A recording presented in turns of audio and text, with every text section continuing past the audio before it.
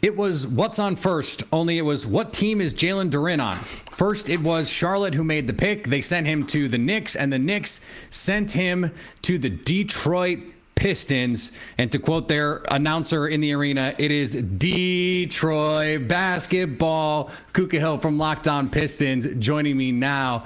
And Ku, it has been a banner night for the Pistons. What did you make of this move? I think this move just capped off a great night from Troy Weaver. He was able to get his guy in Jaden Ivey at 5, and now another guy that he was rumored to be extremely high on heading into the draft. He finds a way to get Jalen Duren in a long-winded type of way. This ends up being what he got for Jeremy Grant. He ended up getting Duren for that 25 pick that he got for Jeremy Grant yesterday. So at first, the Jeremy Grant trade was looking a little murky, but now it's looking like he really got exactly what he wanted, just in a long-winded type of way, and we're all okay with that. We'll bring in our Locked On NBA guru, Locked On NBA Big Board Show, Richard Stayman and Sam Ferris. And Sam, this was a player that I know you liked. What did you think of him purely as a prospect? Yeah, I love Jalen Duren as a prospect. He might be the single prospect I'm highest on compared to the consensus. In fact, I had him as my number 5 overall prospect.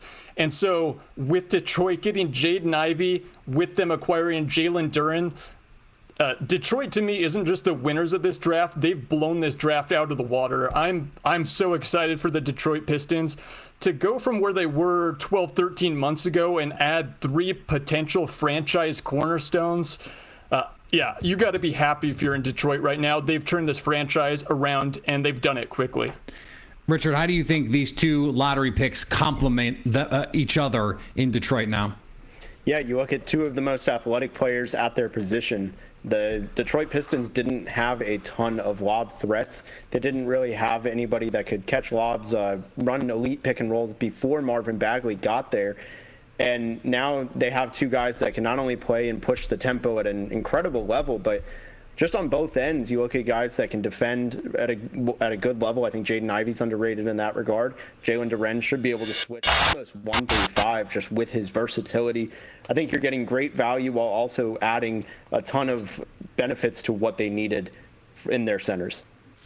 Ku, this young core now with Cade Cunningham, you've got Ivey, you add Duren.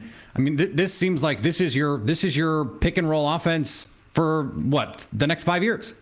Yeah, it could be, and they still have a lot of money in cap space. Possibly go out and still try to get DeAndre in free agency. Maybe they shift over to Miles Bridges. So this was a major win for Troy Weaver tonight in this draft. Like Richard said, they've turned this around. They've turned this around pretty quick. This is going to be a fun team this year.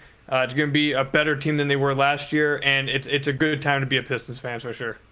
For more on the feel-good Detroit Pistons, you can follow Ku on Locked On Pistons wherever you get podcasts. For more on Jalen Duren, we have more from Sam.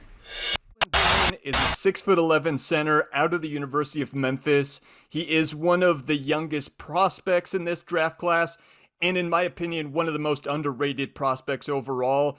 I have him as the 5th best prospect in this draft class and the number 1 center overall. My name is Sam Ferris. You can follow me on Twitter at DraftDummies, but I view him as having great physical strength for his age, great athleticism, and in fact, one comp that I think really works in terms of comparing him to a current NBA player is Robert Williams, aka Time Lord, who we've seen dominate in this year's NBA Finals.